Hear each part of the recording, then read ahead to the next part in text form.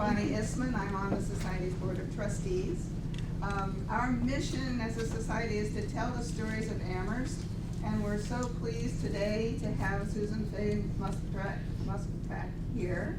And she was generous enough to do guided tours, walk-around tours last year, and today she's promised to give us an armchair tour of the stained glass artwork here in Amherst, and this is something that I'm really looking forward to. So Suzannah, I'm going to turn it over to you. Well, thank you, and thanks for coming out on this kind of gloomy day. This is an armchair tour, but I really would encourage you, if you like what you see, to make arrangements to go and see the actual stained glass, because no pictures are as good as being in the building and seeing the light coming through the stained glass. Most of these places, if they're not regularly open, you can call ahead and make arrangements to visit. And since you live here, you can do it one at a time. You don't have to do it all at once, as we did with the walking tour. Anyway, I just want to spend a few words at the beginning talking about glass and how it's made, how it came to be colored, how stained glass evolved over time.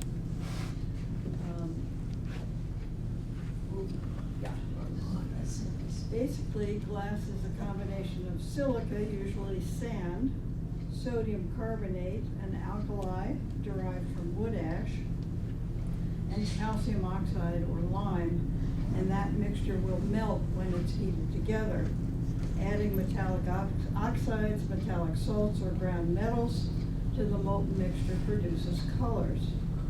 Cobalt for blue, iron and chromium for green, sulfur or cadmium for yellow, and gold, the most expensive, for red.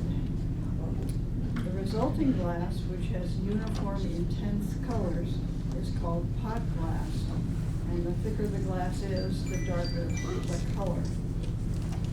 Now, colored glass was already being made by Egyptians, Syrians, and Mesopotamians in the second millennium BCE, you say now? And I'm showing you an Egyptian vase from the second millennium BCE. It's about 2 inches tall. Yeah, it looks big. Yeah. So that far back, they didn't know how to render glass translucent or to blow it or create sheets of it. They could make small items like beads or bangle bracelets in molds, just pouring the glass into a stone mold. Or they could wrap a clay core with threads of glass, and that's what's happened here. And then when they reheat the item, it melts the glass together, and they can draw through those threads and make the patterns.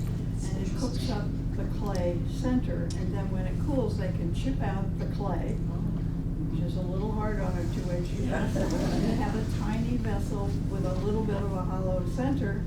And they used that for storing very precious unguents and perfumes. But nobody knew how to render glass translucent, or to blow it, or to create sheets of glass at that period. By late Roman times, artisans had learned to blow glass and create larger vessels that were somewhat clear, and that the Syrians, by the 5th century, were making vessels that were really quite imaginative and all sorts of fanciful shapes. This is a 5th century Syrian glass pitcher. When this ancient glass was buried, some of it would react with minerals in the soil and develop these kind of beautiful silvery colors on the outside. And you may have seen that in museums. But that was not the intent of the makers. That was a kind of accidental effect of where it was buried.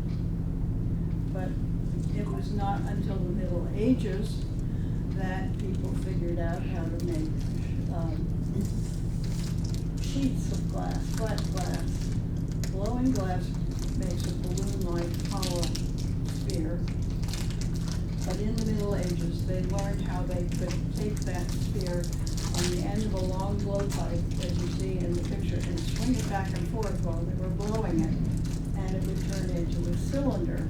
Then they could flip that cylinder quickly onto a metal table and make one quick lengthwise cut, and as the glass cooled, it would relax outwards, and you would end up with a flat sheet. And if you would like to see this being done, this is from a NOVA program on the restoration of Notre Dame Cathedral in Paris, and it's on YouTube now. And in that program, they talk quite a bit about various aspects of this stained glass. It's really fun to watch. So that's what this picture comes from. But now that they could make a flattish sheet of glass, it meant that windows could have glass in them for the first time ever. Well, that was a change. And at about the same time in the 13th century, Gothic architecture had a different structure that was allowing bigger openings in the walls than heretofore.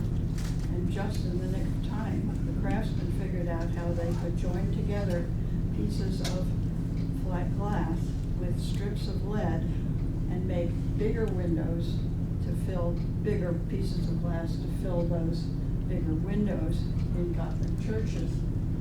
So I'm showing you here a window from Chartres Cathedral in France. Chartres was finished in 1220 CE.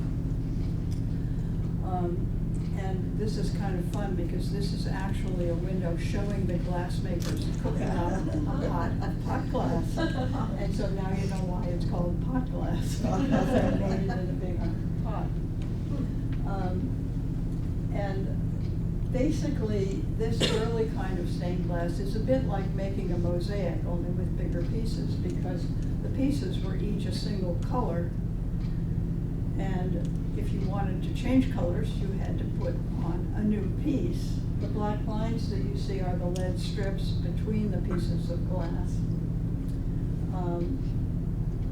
And the problem with this system was that it was pretty difficult to show details like the fingers and toes on a foot or the facial expressions of the people in the picture. If you put them on with paint, the paint would wear off from cleaning or from weather, flake off. And so it took a new solution. But before we get to that, I want to show you a window in Grace Church in Amherst that is newish, but that was made in imitation of this early medieval type of stained glass.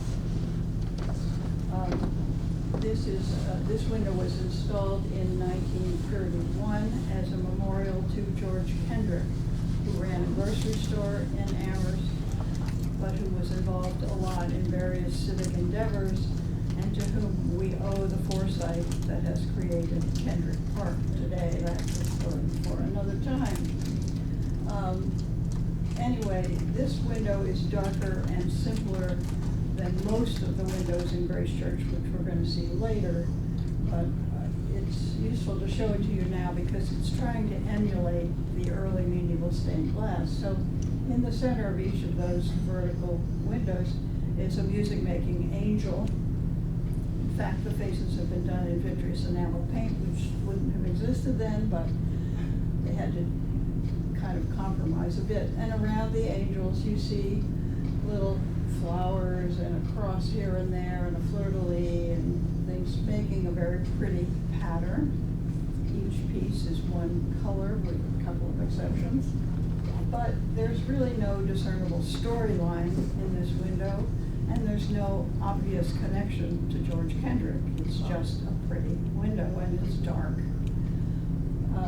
But what the artisans came up with to overcome the limitations of early medieval stained glass was vitreous enamel paint. And to do that, you grind up the glass, you mix it with a binder like gum arabic and some water until you get a paint-like consistency, and you can mix several colors of glass together to make a color that's in between those fine glass colors. And then you paint that on your piece of plain or white or clear glass, and you fire it a second time once the paint dries. The binder is driven off, and the glass melts and becomes a glassy layer that that sits on top of the underlying glass sheet. Well, this completely revolutionized stained glass from the late 13th century onwards, because now you could have many colors on each piece of glass. So if you look down here at a square like that, you can see how many colors are on one little piece of glass. The size of the pieces of glass really was limited by physics. If you made them too big, the lead would not support them and the glass would crack.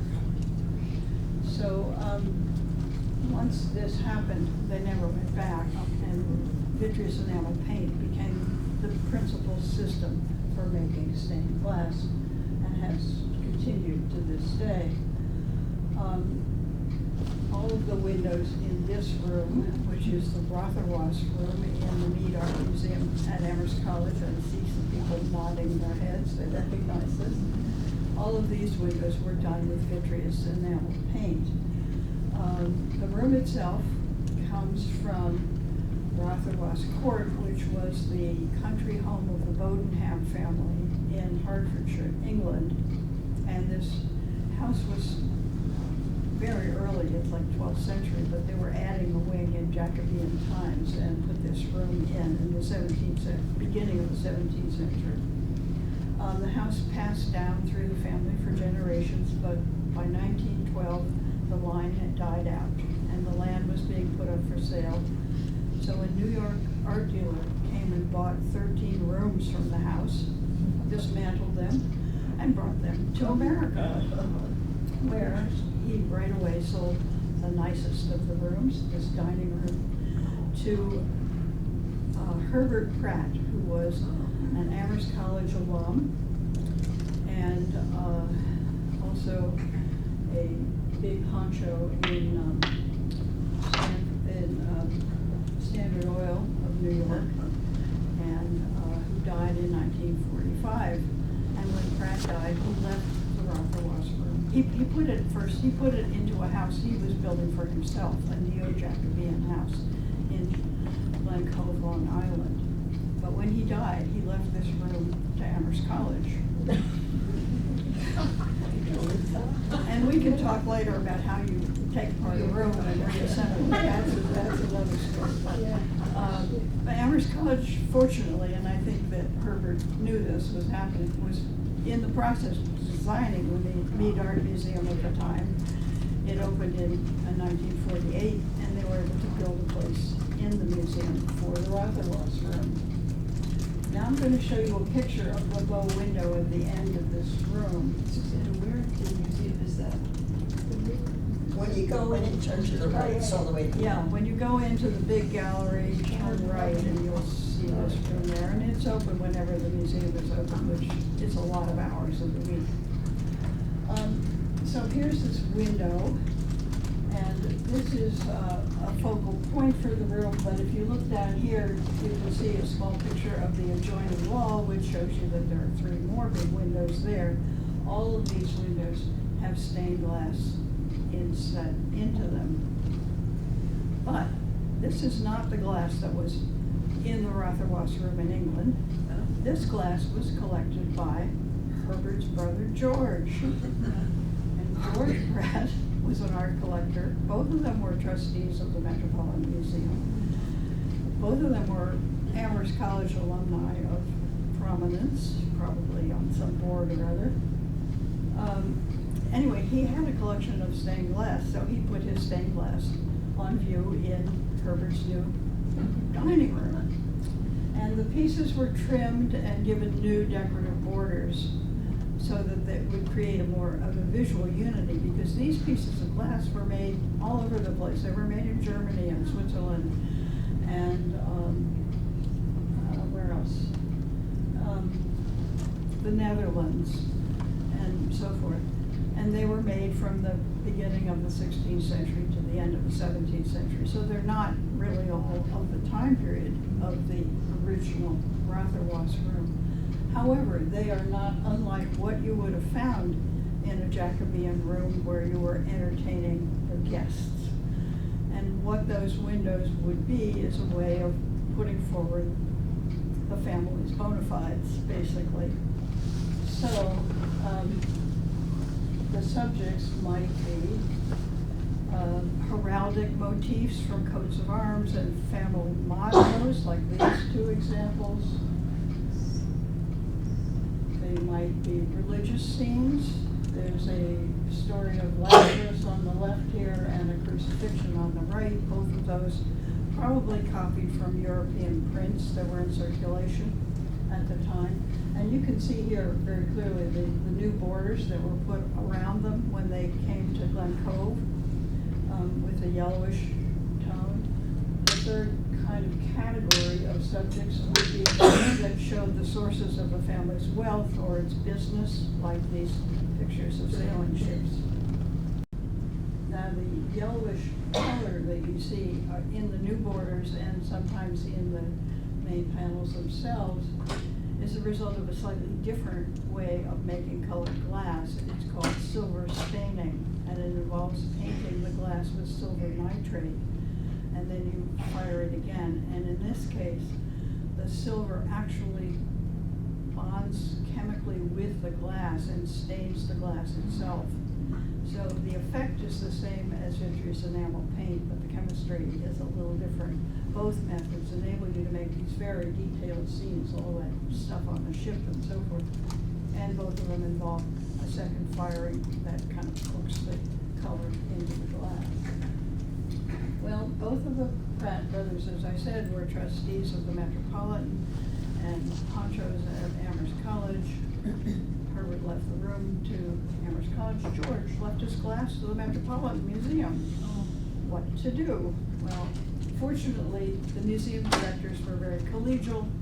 They worked it out. The Metropolitan put the glass on long-term loan to Amherst College.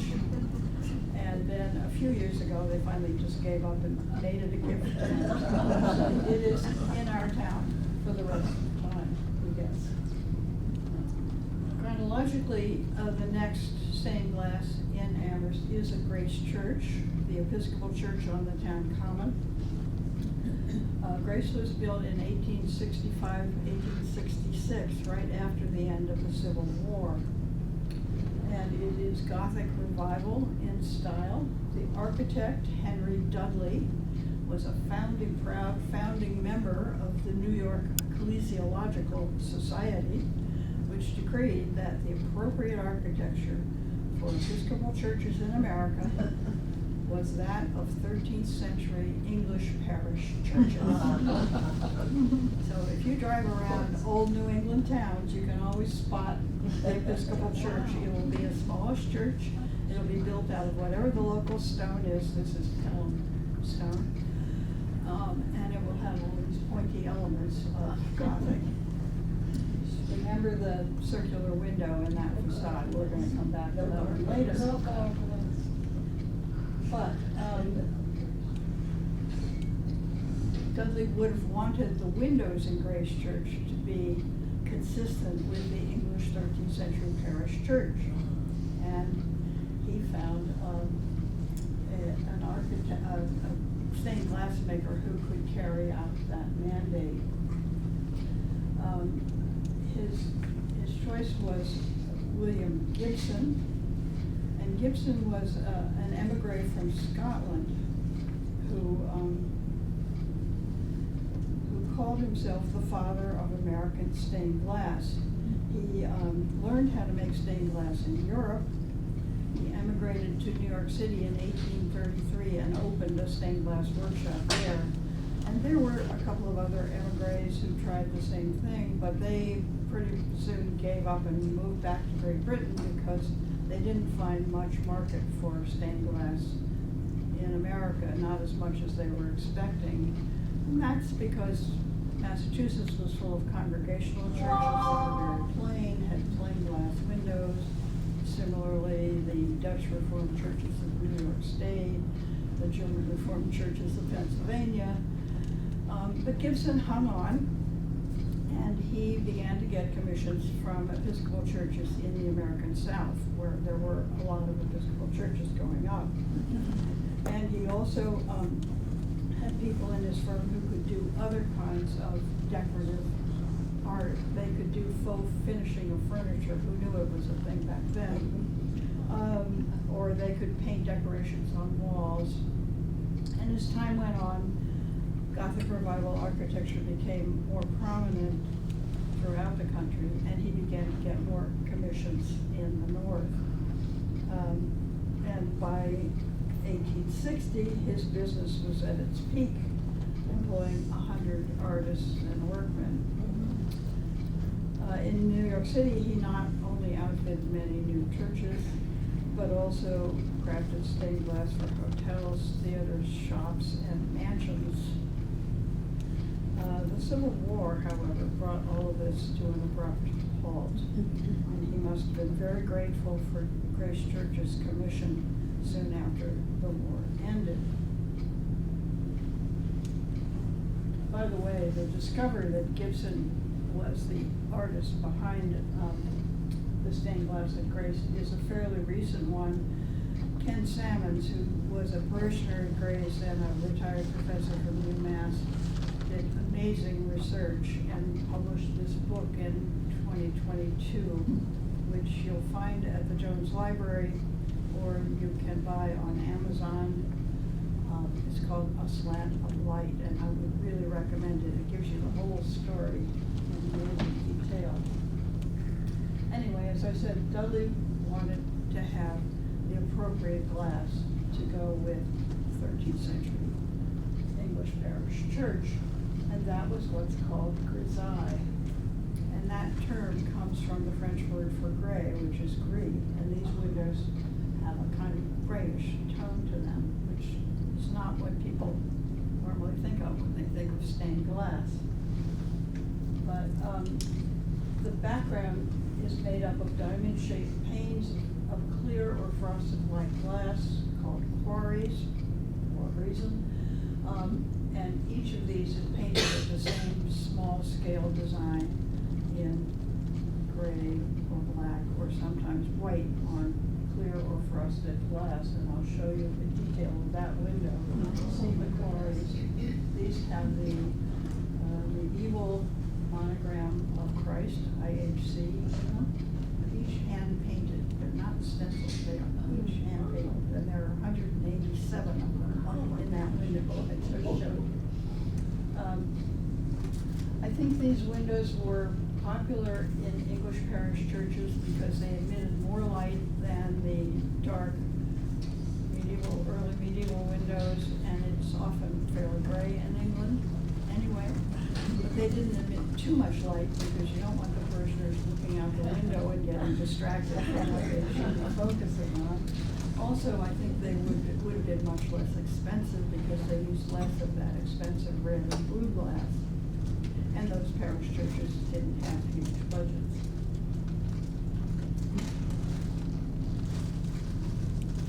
So into the grisaille section of this large window, which is the one behind the altar, are set medallions in brighter colors, distantly related to the kinds of medallions in color that we saw in the Rotherwasser.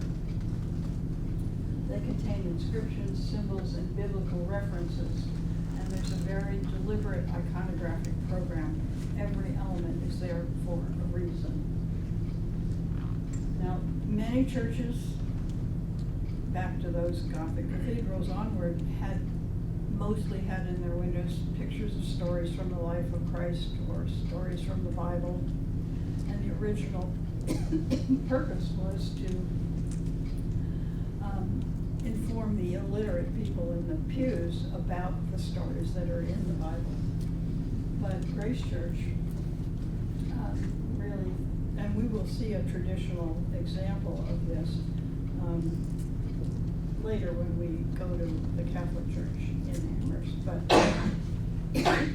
Grace Church had a very different idea of who its audience was going to be. I have to find the right page here to talk about this.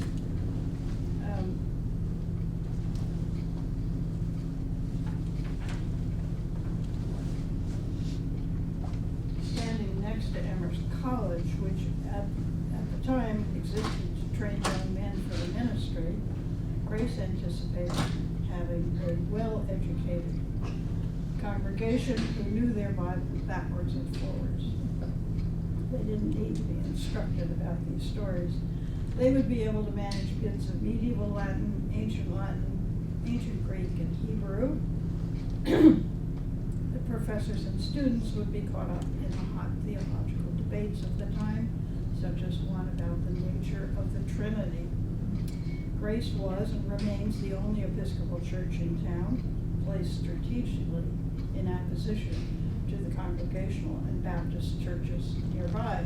It wanted to stake out its position in no uncertain terms, and therefore this biggest and most prominent window is a kind of manifesto.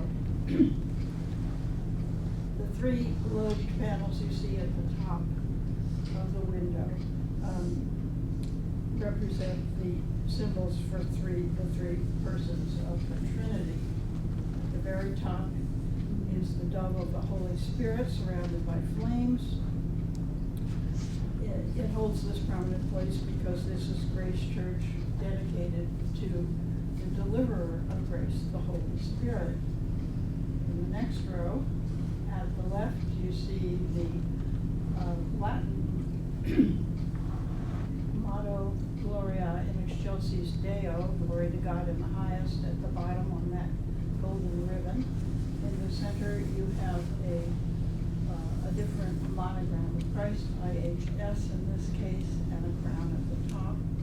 And at the right, you have the Hebrew consonants for Yahweh, or God, surrounded by a burst of flame, another crown at the top, and Alpha and Omega, the first and last letters of the Greek alphabet, meaning the beginning and the end, a kind of representation of the omnipotence of God.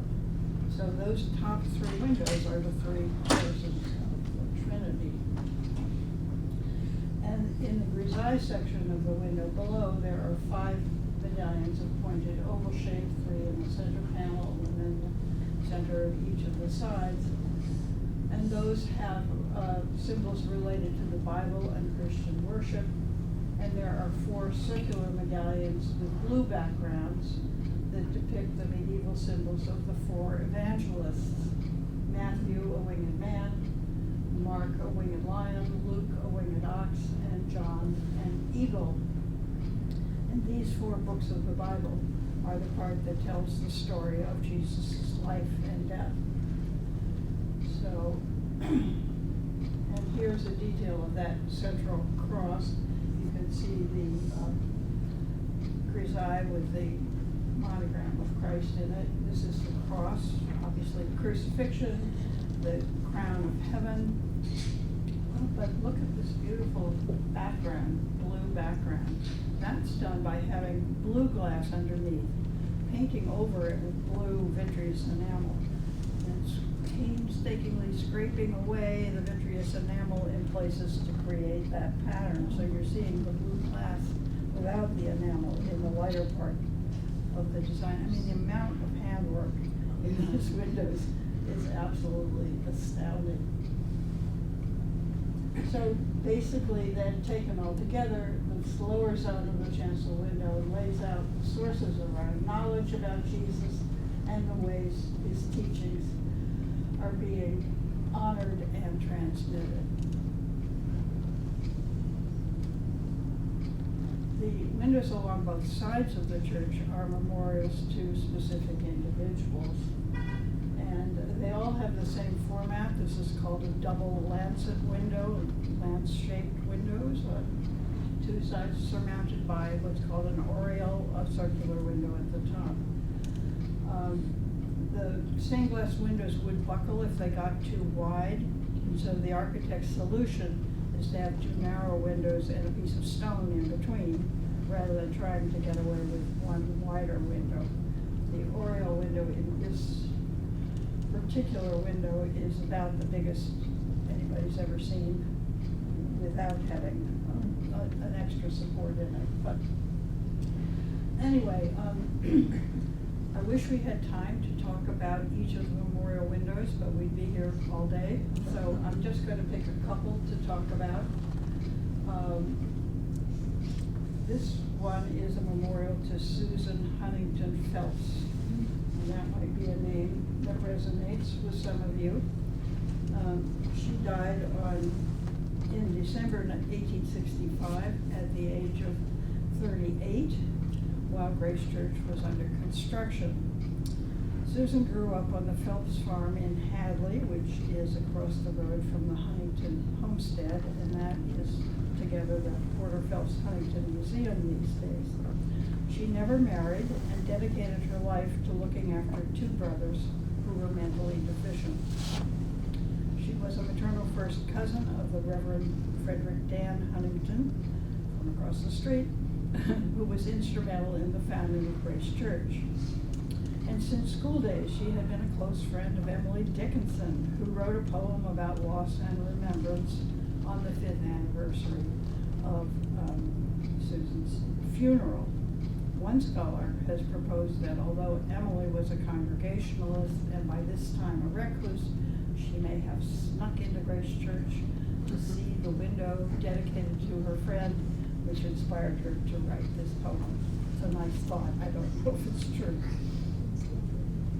So at the base of each lancet, Gibson depicted a vase of amaranth, a plant that has been a symbol of immortality since Greek times. The name in Greek means never withering, and the ancients used amaranth in funeral rites. Above the amaranth are two pointed oval medallions in red, which I'll come back to in a minute.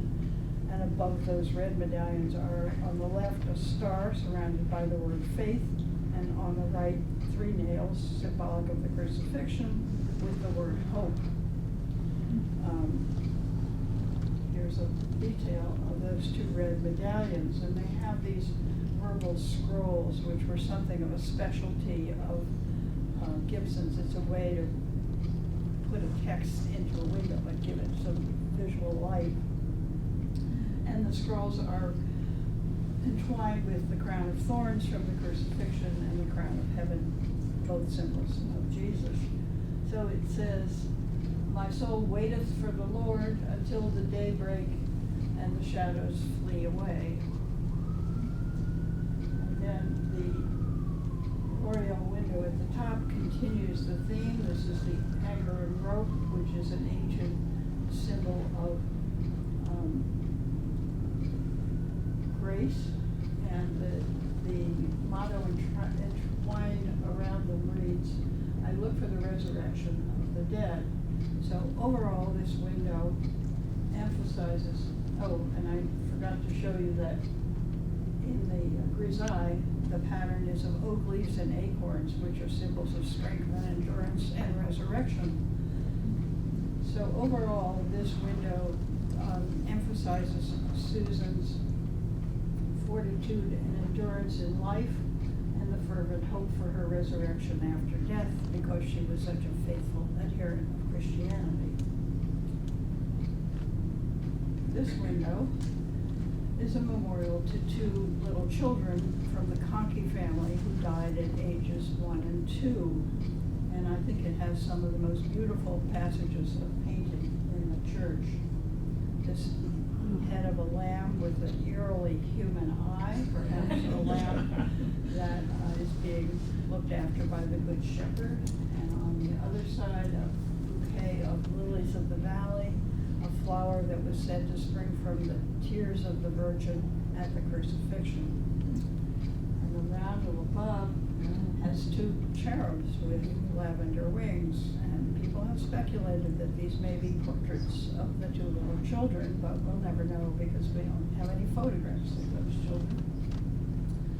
The motto around it reads, "Their angels do always behold the face of my Father which is in heaven," a quotation from the book of Matthew. So overall, the message of this window is one of consolation to those left behind and grieving. The young innocents are under the care of none other than the Good Shepherd himself, and are blessed by a benevolent God. So I hope that these 2 examples give you a feel for how much thought went into choosing the symbols and inscriptions that relate directly to each individual being memorialized. You can find a kind of Cliff Notes version of what each of these windows is about on the Grace Church website, but for the full story, I really recommend that you turn to this book because he's found where every biblical quotation comes from and so forth. So before we leave Grace Church, I just want to spend a minute on the west wall. We saw that circular window. Gibson had designed a rose window for that spot. A rose window has sort of petal-shaped pieces of stained glass that radiate from the center. And we have some old photographs. You can tell there's a rose window there, but they're not clear enough to show what it depicted. And for reasons we don't know, that window was replaced in 1924 by this window, which is by the leading London stained glass firm Clayton and Bell. The subject is the Archangel Michael slaying the dragon. And you have to look hard to see the dragon. The dragon is under Michael's foot, and if you follow his spear all the way down, you will find its bloody tip. So the dragon is under there. The dragon represents evil. There's a band of seraph's heads around the edge of the window. And in many churches, the window in the west wall, which is the last thing you see as you leave church after you've done all of your prayers and confessed all of your sins, the last thing you see is a scene of the Last Judgment, which reminds you of the wages of sin and the punishment thereof. But in Grace Church, this window has a much more positive message, which is that good triumphs over evil. So it sends you out of church with hope. Anyway, what became of Gibson's firm and why isn't he famous today? Well, amazingly, most of his work no longer survives. A lot of those churches in the American South were destroyed during the Civil War. And even in the rest of the country, most of the windows have disappeared. Churches have a habit of expanding, contracting, moving, going into business. And today, outside of Amherst, there are only 3 Gibson windows known to survive in the United States. 3.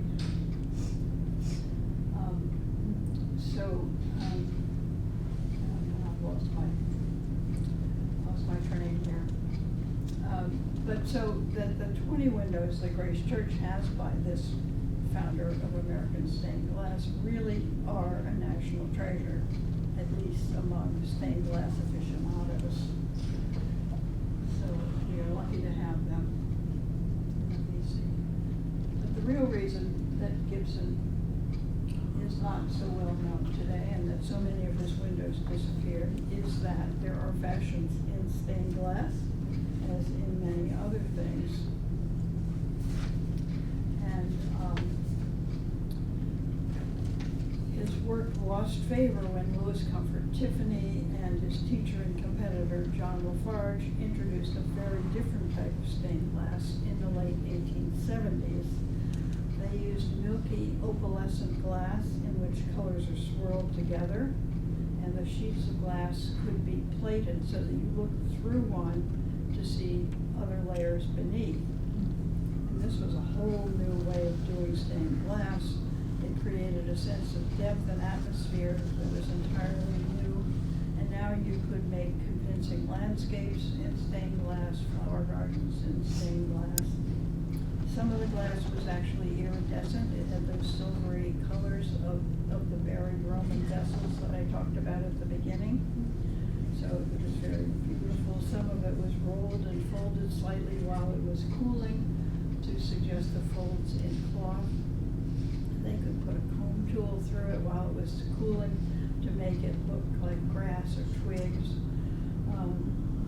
Tiffany's new style took America by storm, and fashionable churches just threw out their old sets of windows and got new ones in the latest style. And one very beautiful example, the Angel of the Lilies, ended up in Amherst, although it was originally commissioned around 1890 for All Souls Unitarian Church in Roxbury, Mass.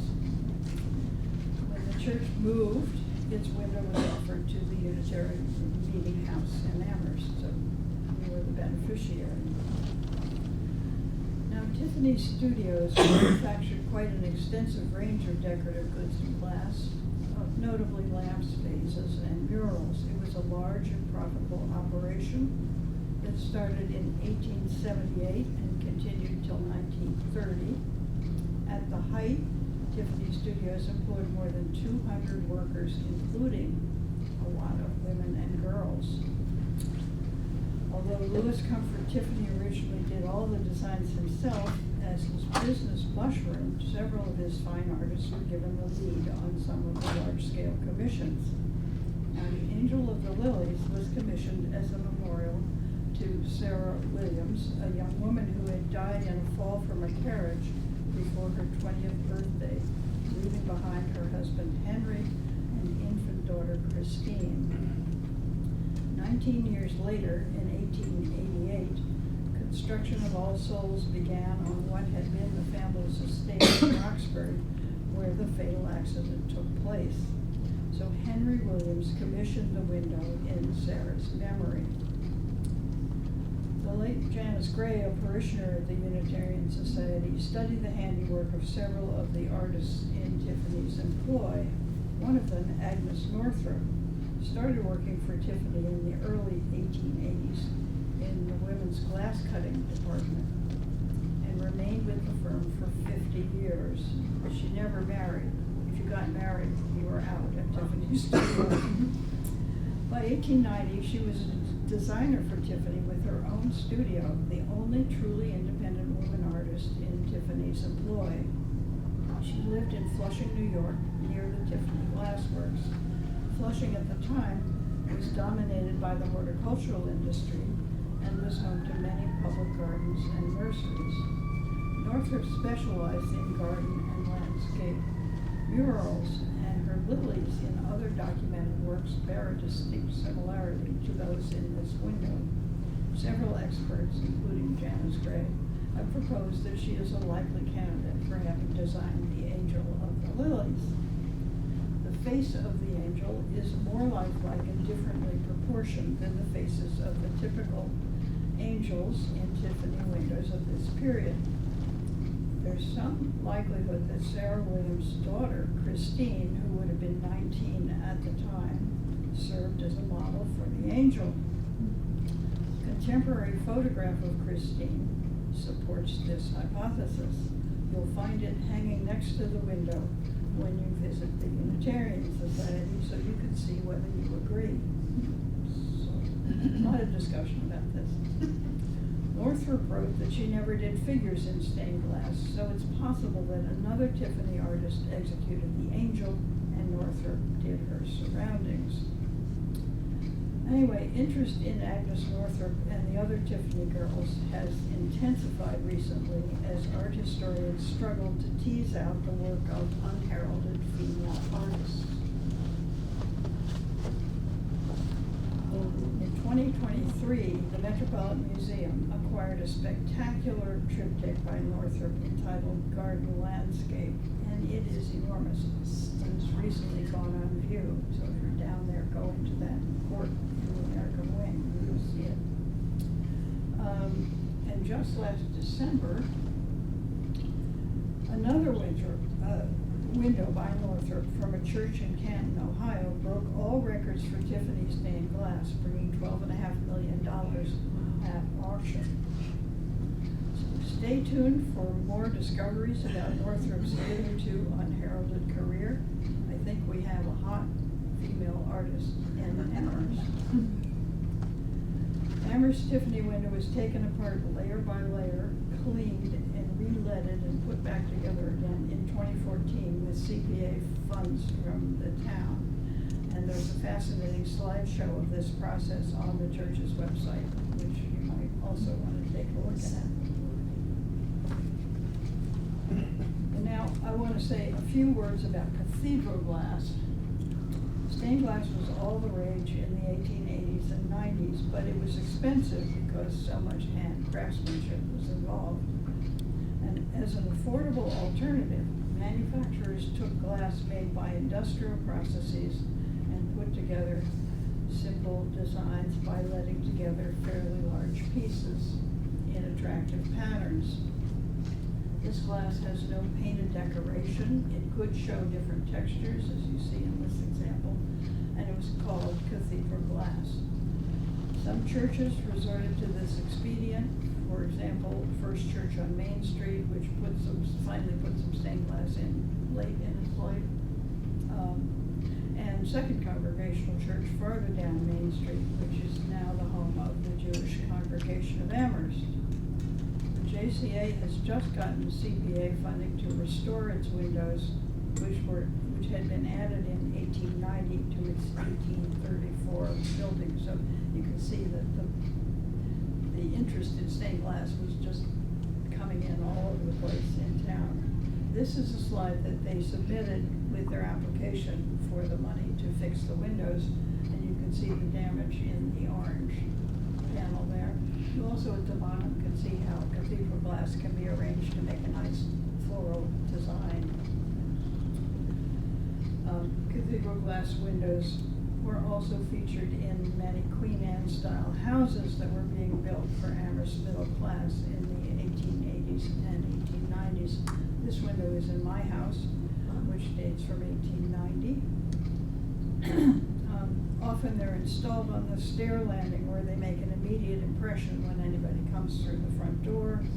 Sometimes they're inserted into the front door itself, which you saw a couple of slides back. Clients would pick out a design from a catalog, and it was then manufactured to the dimensions the builder specified. Look for these windows as you wander around on Lincoln, Sunset, North Prospect, Spring, and Gray Streets, for example. They represent what I call the democratization of stained glass, now available to folks of average means for their everyday enjoyment. And now we come to St. Bridget's. This is actually the second St. Bridget's church in Amherst. The church originated in the Curragh, which was the Irish neighborhood around Kendrick Park, which is where a lot of the Irish workers lived in the end of the 19th century, and where many people in the building trades lived and worked, and many of those were Irish. St. Bridget of Kildare was a Celtic saint who lived around 500 AD. She is the patron saint of blacksmiths and midwives, a fitting choice for this congregation. By 1925, the congregation had outgrown its original building, and the Irish now were scattered all over Amherst. So the new church on North Pleasant Street, built in a style known as Lombard Romanesque, was dedicated in 1925. Its windows were executed by the Franz Meyer Workshop in Munich, Germany, a stained glass firm that is still in business with the 5th generation of Meyers in charge. Meyer window suites are found in hundreds of U.S. churches, but experts have said that the ones at St. Bridget's are unusually well preserved and carefully executed.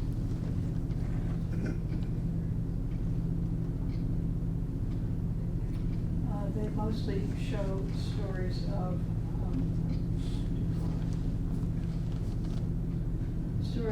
the life of Jesus and Mary.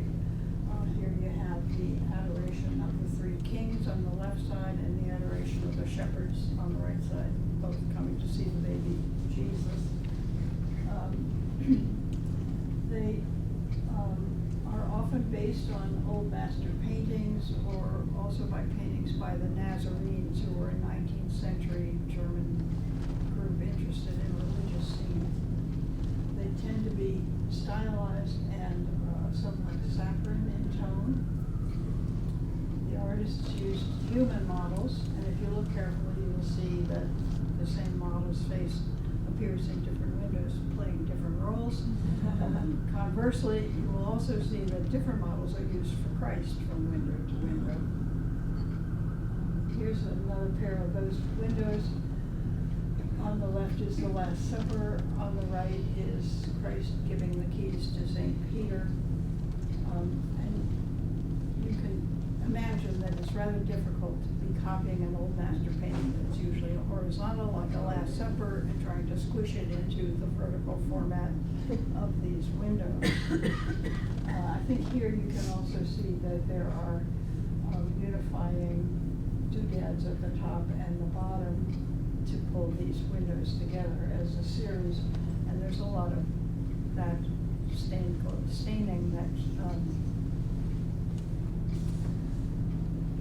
technique used for the yellows in those windows. There are some single panels of saints, and they are identified for our illustration.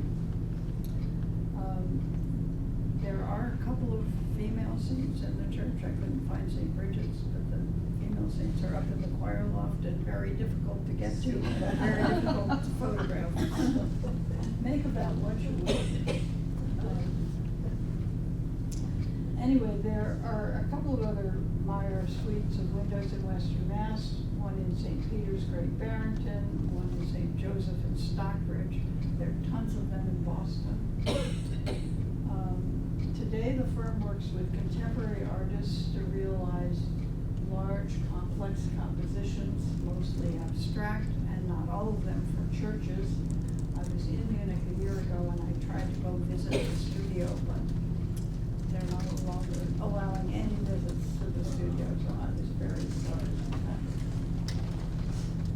And finally, our last stop on this tour is in Town Hall, the newest stained glass in downtown Amherst that I know of. This is called Pangea Noir, and it's by the Leverett artist Mark Ricker, who won a public art award for it in 2003. It's largely an abstract scene. To me, the large white disc suggests the moon, perhaps rising out of a sunset, but I don't know what he had in mind. Ricker is able to take advantage of many new products available to the stained glass crafter today, such as metallic foils and pre-powdered glass for making your vitreous enamel paint and so forth. Notice the border of small discs of opalescent glass around the edge. Here's a detail. You can see some of the opalescent glass, and you can see a few Pangea Noir flowers there. I was really amused a couple of weeks ago. I was looking at an Agnes Northrop window in a church in Troy, New York. And above it is another Tiffany window, this one just a decorative window. But look at all of those discs of opalescent glass in this window. I have no idea whether Mark Ricker ever saw this window or other Tiffany decorative windows that would have used this motif, but whatever. I think it's really rather nice to see that Tiffany's influence somehow, indirectly anyway, is continuing in Amherst in the 21st century, a block away from the Tiffany window. Yeah. So that is the end of my presentation.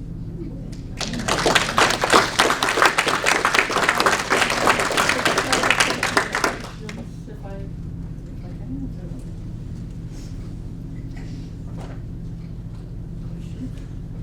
Yes, sir. How did you get interested in the stained glass? Well, I Was was it through interested Ken? because I helped Ken Salmons put out this book. He wrote it, and he did all the research, but I was, because he doesn't live in Amherst anymore, I was sort of his local representative, finding a publisher, finding a designer, getting the money, getting all the pieces together. And I got rather interested. I had to read this book about 3,000 times. And then it got me thinking about the other stained glass in Amherst, and here we are. Oh, thank you. You had an independent interest though in stained glass? Like if you're going to Munich and going to these churches, is that Well, because that you're all studying- came as I got into this. No, I really hadn't thought much about stained glass before. We did meet several experts on stained glass in the process of putting this book out. Hilda introduced me to somebody who taught at Old Cross for many years. is like one of the people in the US. We've had a couple of people who conserve these windows come through town and look at the Grace windows. So, you know, all of these pieces are coming together, but it's been fun. It's been really a fun exploration.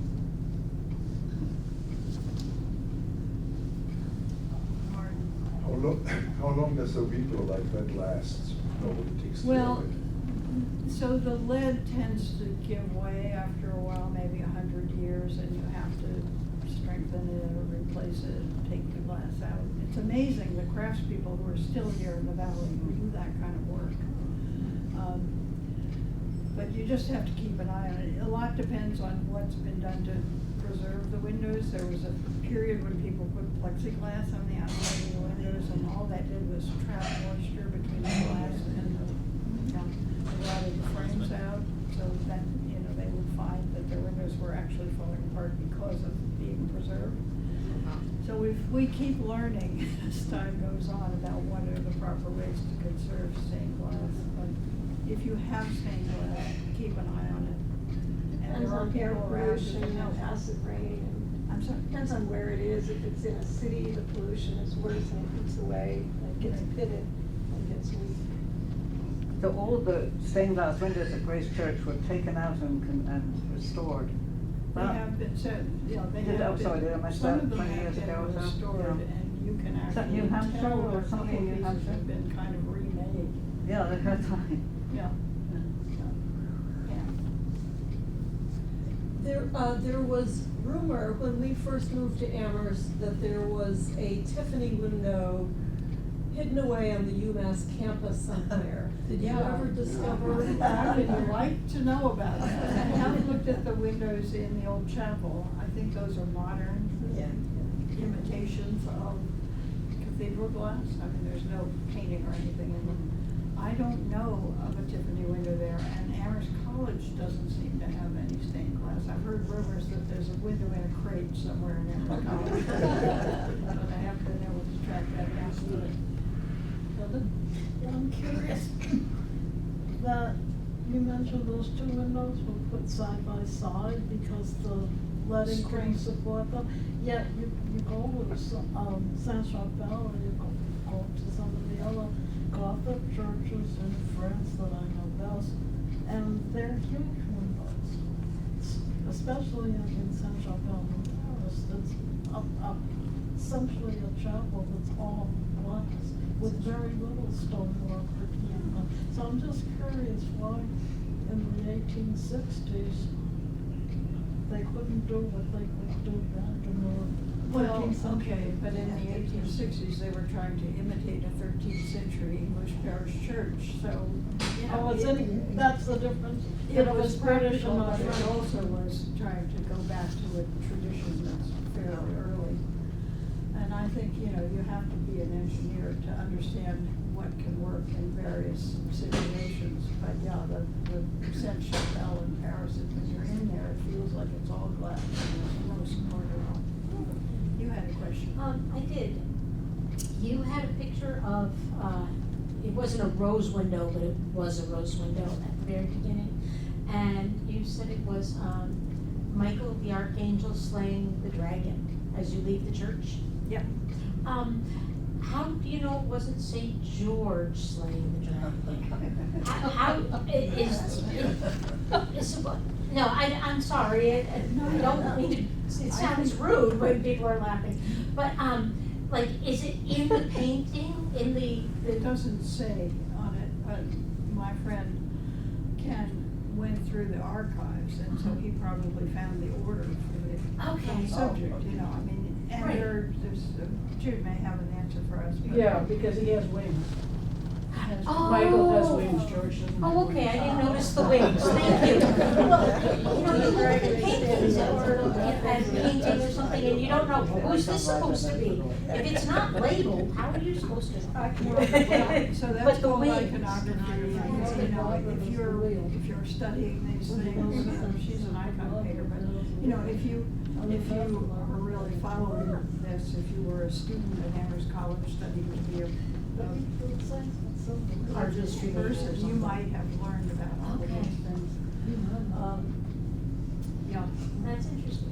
But they're also, another source of some of these attribution studies, Northrop, is the newspaper articles at the time.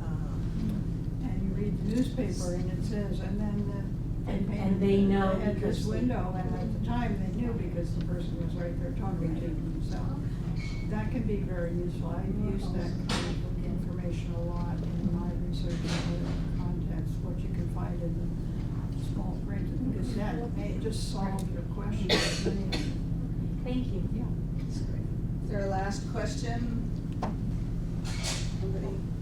I'm just curious, we have a house that has lead windows, it's not there, and it's on one of those landings, so you see it when you come in. And we were told we should never rent a house to family with children under 6 because of lead. Do they have to lick it, or? It doesn't, that's ridiculous. It just come off by itself.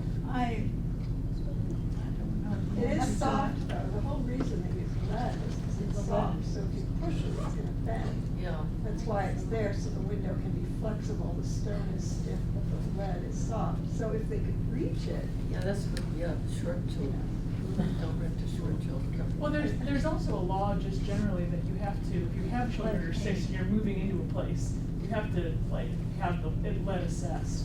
yeah. And so, yeah, So you could put a it's kind of plastic, like, put a plastic thing over it or something. Gotta be careful. Right, Yeah. There are a lot of people over 6 who are renting around. Yeah, you act like less than. Discrimination on the basis of age. Yeah. Susanna, thank you so much. Yeah.